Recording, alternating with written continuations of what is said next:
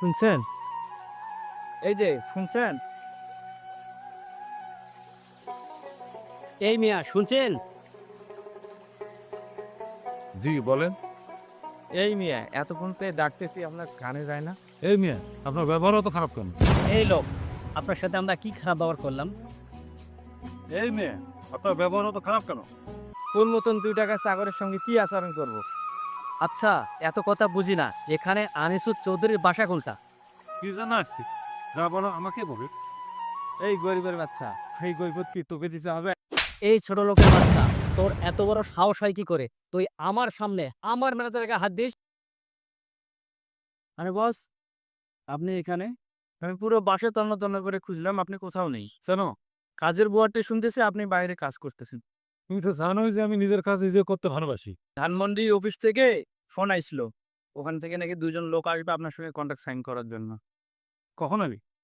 তা তো আমি ঠিক বলতে পারবো না, কিন্তু আমাকে ফোন দিয়ে বললো তা আসবে। বস, এনারা কারা? এই আপনারা কার কাছে আসছেন? আমরা আনিসুর চৌধুরীর সাথে দেখা করতে আসছি। আরে, তিনি তো আনিসুর চৌধুরী। কি বললেন? ইনি আনিসুর চৌধুরী? বললেন এই খবরেনি বাচ্চা আবার আনিসুর চৌধুরী? বস, আমাদের অনেক বড় একটা ভুল হয়ে গেছে। স্যার, আমরা ঢাকা ধানমন্ডির অফিস থেকে আসছি এই কন্ট্রাক্টটা সাইন করার জন্য। আমি তো অবাক হয়ে যাই, তোমরা এই কোম্পানিতে কিভাবে চাকরি করো? তোমরা কেমন করে বড় অফিসে চাকরি করো? তোমাদের তো মানবতা নাই। আর তোমরা আসলে আমার কাছে সই করার জন্য, আর আমি তোমাদের কথা শুনে সই করবো? এটা কখনোই হতে পারে না। তোমরা কি সভ্যতা শেখো, তারপর তোমাদের কাগজ আমি সই করবো। এটা আর কোনোদিন না। আসলে আমরা আপনাকে চিনতে পারি। আপনার সাইনটা না হলে স্যার আমাদের চাকরিটা থাকবে না। তোমার তো ব্যবহারই ঠিক নেই।